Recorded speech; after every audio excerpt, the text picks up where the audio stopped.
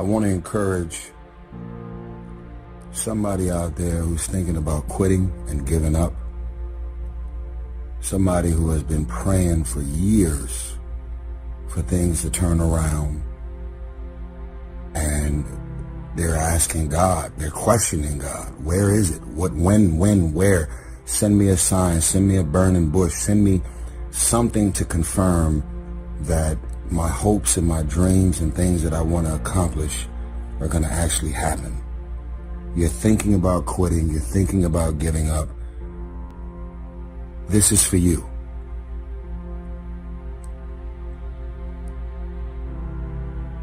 Don't give up. Don't give up. Stay in it. Stay focused. You know, life can throw you some curves.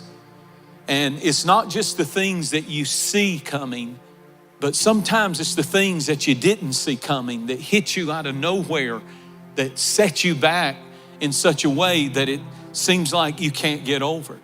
And we, are dealing with a lot of normal times where people feel like already their plate is full. And then all of a sudden, out of nowhere, there comes these unexpected things that just make us feel like we're overwhelmed. And you've reached your limit and your bandwidth is full. And you already said, I can't take another thing. And then out of nowhere, here comes something you didn't see coming and you're in it. This question, am I going to make it, is something that each and every individual is asking themselves all over this nation and in many places of the world. And in your homes, somewhere in your heart, these words are echoing, am I going to make it? Somebody needs to know today you're going to make it. Somebody needs to know today you're doing all right.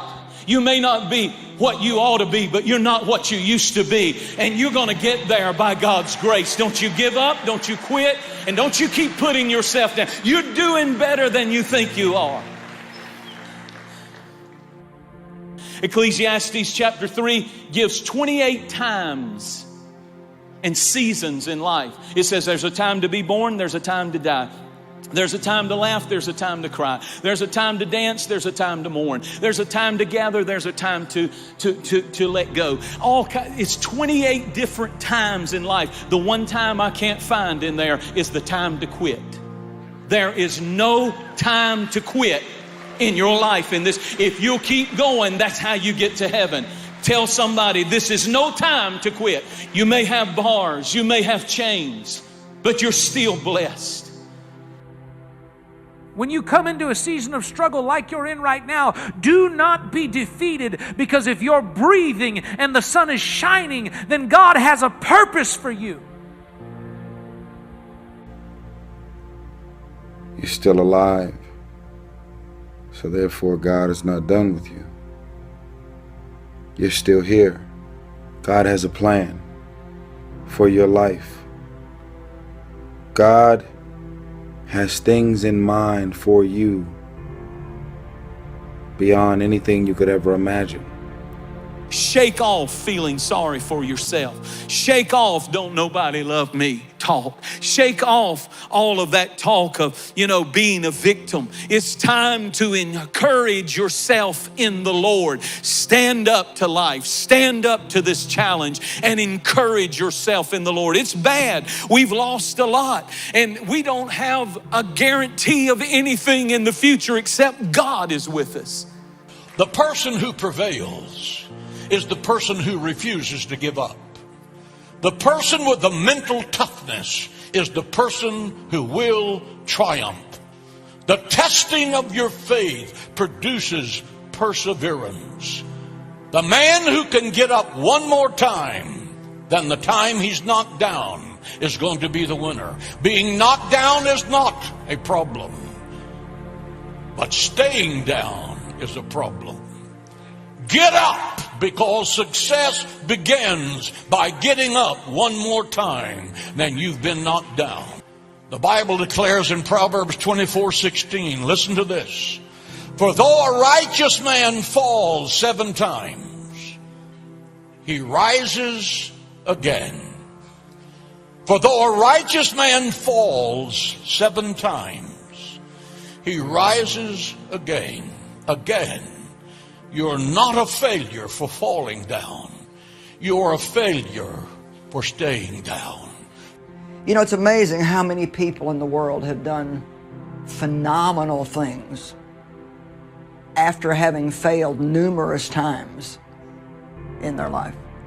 And so failure doesn't have to be the end. Making mistakes doesn't have to be the end. I think most people, if they're going to be successful, they have to press through some things. And one of the things that we tend to do, or that one of the lies that the enemy tells us is, well, there's just no way. There's no way.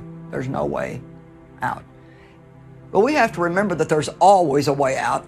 And those of us who are believers in Jesus Christ know that He said in John 14:6, I am the way. We may not know the way, and He may not be telling us the way, but He wants us to believe that He is the way maker. God will make a way for you, but He does require you to never give up.